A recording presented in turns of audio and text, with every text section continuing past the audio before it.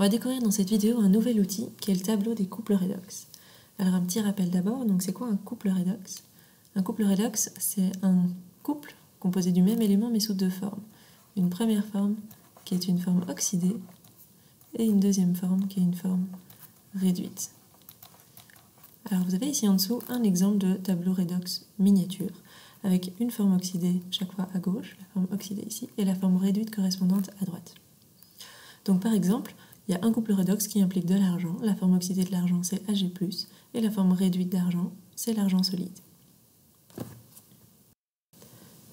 Ce tableau de couple redox va servir à une chose qui est très importante, c'est prédire si une réaction redox peut être faite ou si cette réaction redox est impossible. Ça va donc permettre de prédire le sens d'une réaction redox.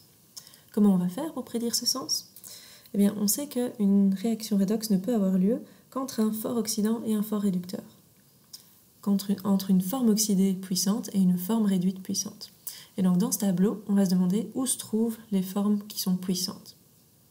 Alors, on va regarder d'abord les formes oxydées, et les formes oxydées sont toujours classées de la forme la plus puissante. Donc ici, c'est l'oxydant le plus puissant. Oxydant le plus puissant. Et ici en dessous, c'est le moins bon oxydant. Et donc la forme réduite, c'est l'inverse. Donc on commence ici avec les moins bonnes formes réduites, et quand on descend dans le tableau, ici on se retrouve avec la meilleure forme réduite. Donc c'est le meilleur réducteur. Et donc ce tableau de couple redox est toujours construit de la même façon.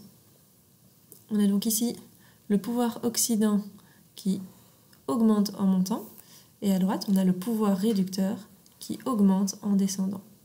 Donc ici on peut dire que le pouvoir réducteur augmente au plus on descend dans le tableau, et de l'autre côté c'est le pouvoir oxydant qui augmente quand on monte dans le tableau.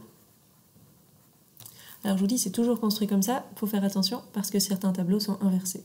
Mais donc dans ce cours-ci, on va toujours travailler avec des tableaux construits dans ce sens-là. Le meilleur oxydant est en haut à gauche, le meilleur réducteur est en bas à droite. Donc pour qu'une réaction redox puisse avoir lieu, il faut toujours que la réaction se fasse entre un bon oxydant, par exemple Ag+, et un bon réducteur, par exemple le zinc solide. Et donc si dans le tableau, les deux réactifs que vous voulez faire réagir ensemble se trouvent comme ceci, un en haut à gauche, l'autre en bas à droite, alors la réaction va pouvoir se faire. La réaction est faisable.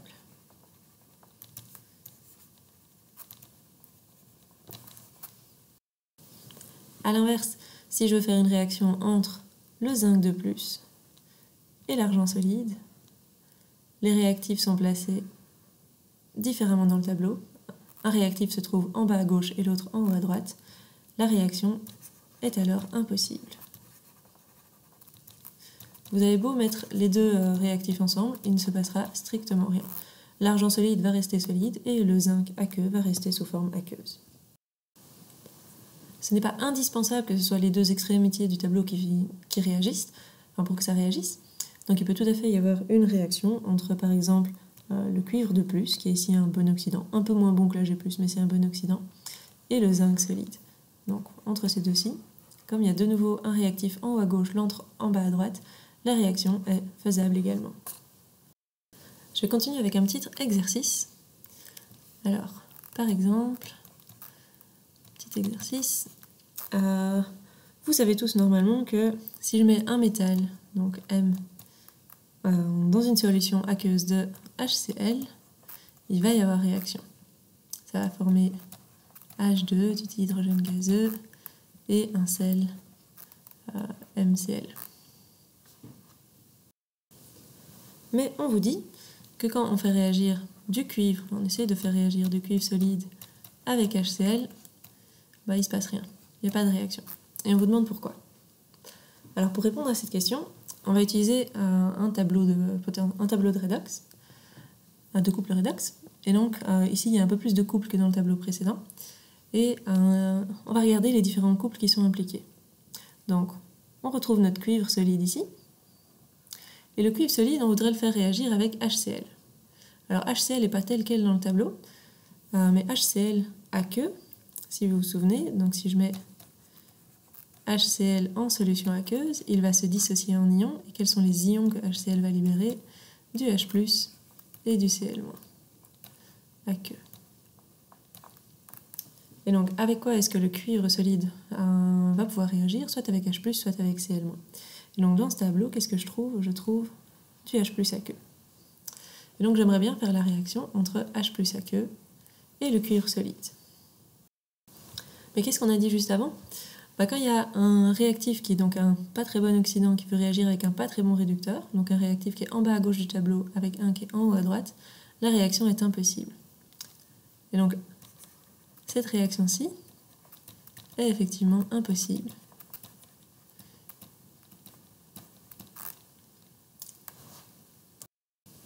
Si je veux trouver un métal qui peut réagir avec HCl, avec le H+, je vais devoir trouver un métal qui se trouve en bas à droite par rapport au H+. Et donc dans ce tableau-ci, j'ai deux choix, le zinc ou le magnésium.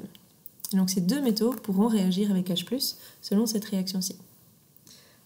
Et donc si je veux écrire cette réaction, je vais avoir donc mon zinc par exemple pour commencer, donc le zinc solide, qui va réagir avec HCl, et ça va me donner donc du H2 gazeux et du ZnCl2. Alors, si je veux l'écrire sous forme ionique, donc ceci c'est une équation sous forme moléculaire, je peux l'écrire également sous forme ionique pour faire apparaître donc mon Zn2+, ici, parce qu'on ne voit pas apparaître directement dans cette équation-ci.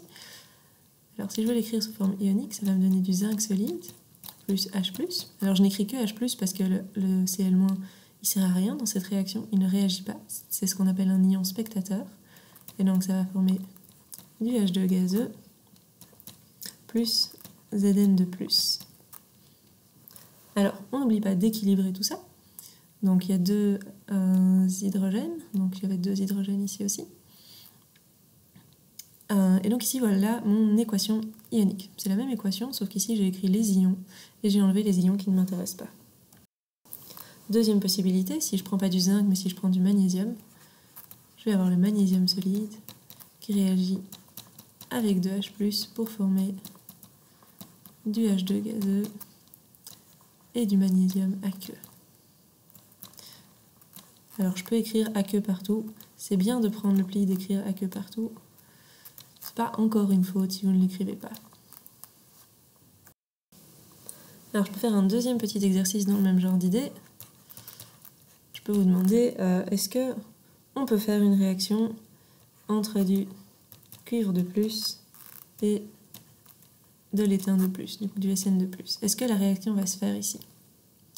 Alors, donc, je vais voir dans mon tableau, et je trouve les deux réactifs. Donc le cuivre de plus, il se trouve ici.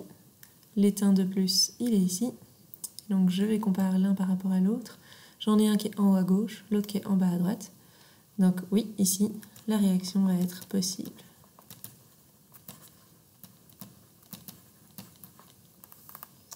Alors par exemple, si maintenant je vous demande est-ce que je peux faire la réaction entre DH+, et F2, est-ce que ça c'est une réaction qui est possible?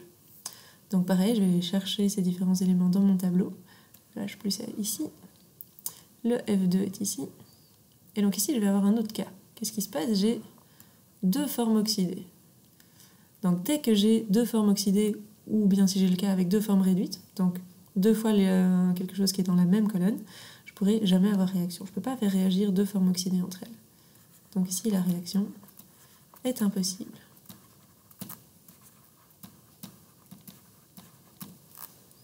Donc chaque fois qu'on vous demande si une réaction est possible ou impossible, il faut trouver dans le tableau ici, alors qui sera plus ou moins grand en fonction du nombre de couples redox qui est présenté, si les deux réactifs peuvent réagir ensemble ou pas.